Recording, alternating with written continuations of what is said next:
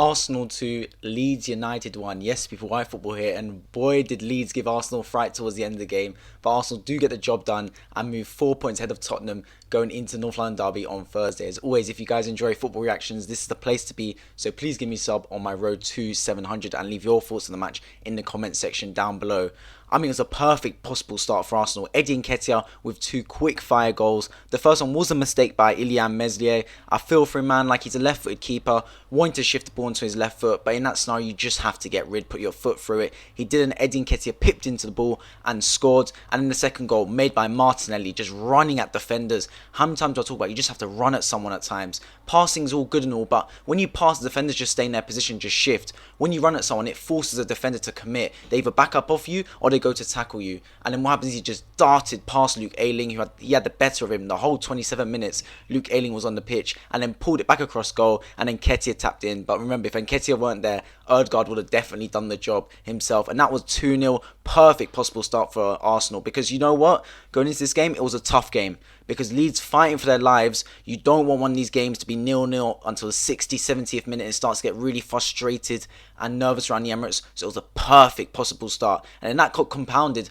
by Leeds getting sent down to 10 men. Horrible chance from Luke Ayling. Completely lost his head. Just flew into Martinelli on the touchline. I think he just saw Martinelli having the better of him all game and could not hack it mentally. He just threw into him. The ref, man, Chris Kavanagh, I think it was. How's he not given a red for that? He gave a yellow. That's poor from him because that was dangerous. Flew into the challenge. VAR did its job and upgraded it to a red. And that was 10 men Leeds. 2-0 Arsenal. At that point, I'm sitting there thinking, look, we're 7 behind on goal difference to Spurs at the start. We're 5 down now. If we make this 7-0, that's tied game on goal difference. Of course, in hindsight, it's strange to be talking about goal difference when it only ended up being a 1-goal lead and nervy towards the end. But at that point, you're thinking, look, we've got the better of Leeds. We've got more shots.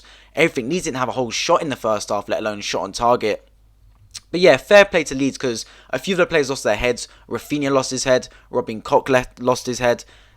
And then obviously Luke Ayling got sent off and lost his head. But they rallied back, to be fair to them, and they made it a tough game. They scored from their first shot literally in the 66th minute. A flick on from Firpo and then back post Diego Llorente, making it tough 2-1. But then Arsenal kept going, stuck at it, and they did deserve the win at the end of the day. Had a couple of chances that they really could have scored through Martinelli and Ødegaard in particular. And look, it's a job done now, and that makes it a 2-game cushion for Arsenal. In reflection of the top 4 race. Spurs, they're 4 points behind, which means even if Spurs do beat Arsenal on Thursday, Arsenal remain the team ahead, but they do have to travel on Monday Night Football to play Newcastle away, which will be a tough game, and Everton at home, there's no guarantee that will be an easy game either, with Everton literally fighting for their lives. I mean, let's talk about the top 4 race as a whole, because I touched on it there, but I really think if Arsenal drop points this game, considering they had more men on Leeds, 2-0 advantage, they did not deserve that top 4. I already say, giving Arteta a new contract, look, I'm a fan of Arteta. I think he gets unnecessary Arteta out hate, to be honest, considering that what he's done this football club has been amazing. I feel like we've looked so much better as a team, that we've got a better balance from defence to attack, and I'm a big fan of the guy. I'm not necessarily Arteta in or Arteta out, that's not what I'm getting at. I'm saying that the fact that we just got to get behind the manager, and for the time being, I am Arteta in. But giving him a new contract, the way we did on Friday, was a bad decision in my eyes, man. Like, the team is fighting for top 4, and you're giving the manager a new contract right at that time. We should have waited until the end of the season and then given him the contract then. I don't know whether they're nervous for the fact that Arsenal don't get to top 4 and then they give Arteta a contract, and the fans going to be all up in the air saying, you missed out on top 4 and you're giving the manager a new contract, you're rewarding failure and stuff like that. So I kind of get that reasoning, but at the same time, imagine if Arsenal drop points today, especially after giving Arteta a new contract. The Arteta out fans would absolutely love that. So yeah, I think that was a bit of a poor timing.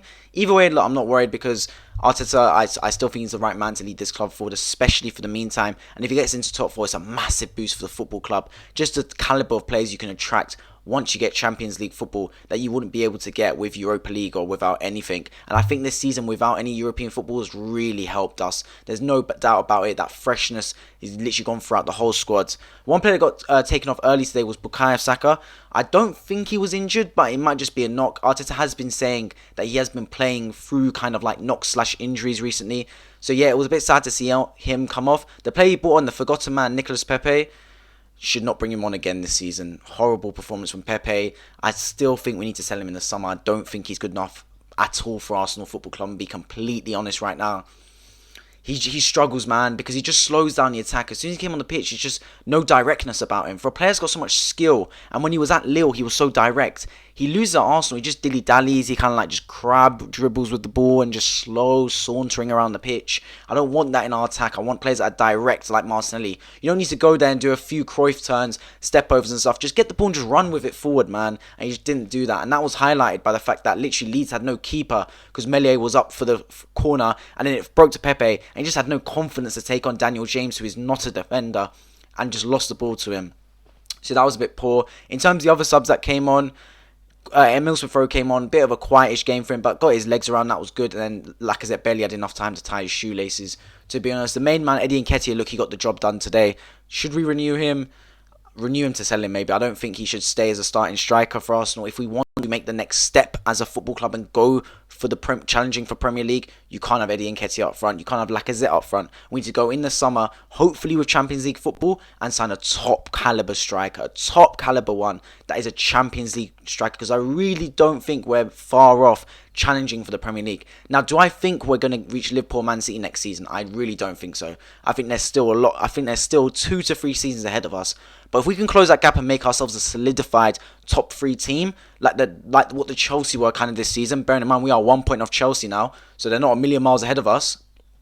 I think that's the next step for this football club, to be a team that's guaranteed top 4 finish, really, and it's just kind of knocking on the door to the Premier League. If we can be within, I want to say at most 10 points of the Premier League winners next season, I'd take that at most 10 points, because that's what, 3.5 games in a way, and I think that'd be a really good step forward as a football club. But yeah, and to do that, we need to sign a striker for sure, and a centre mid, because although Xhaka and Elneny are doing brilliantly, and Partey coming back will be a massive boost next season as well, I think we just need one more solidified centre mid for me, just perfect one. Someone like a Declan Rice would be absolutely outstanding there. Even maybe Calvin Phillips, if Leeds get relegated, we can raid them for Rafinha and Calvin Phillips. Let's get into the player ratings now. In goal, Aaron Ramsdale. Couldn't really have done much on the goals. A great finish by the centre-back Llorente. I'll give him a 6. Look, he didn't really have much to do, to be honest. Like, Leeds didn't pose any kind of threat, but he did what he needed to. Let's talk about the right back. Cedric Suarez put in a couple of beautiful crosses, to be honest. I'll give him a 7 out of 10. Some nice crosses from Cedric Suarez. A couple of bad ones, a couple of good ones. But yeah, and defensive-wise, didn't really have much to do, to be honest. He was just another attacker. Centre-backs-wise, first, Rob Holding. Wasn't as good as his game against West Ham, but didn't really have much to do either. But cleaned up for the most part. I'll give him a 6 out of 10. Gabriel next to him, I'll give a 7. Slightly better than Rob Holding in terms of his clean-up. Poor challenge in the first half to get a yellow card, but look, he kept his head, didn't get another booking. That was great from him.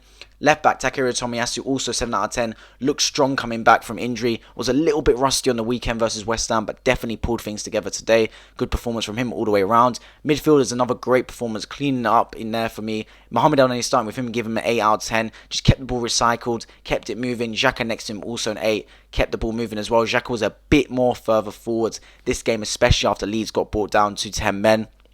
Let's talk about the attackers now. Odegaard had a brilliant game. For me, man the match, 9 out of 10.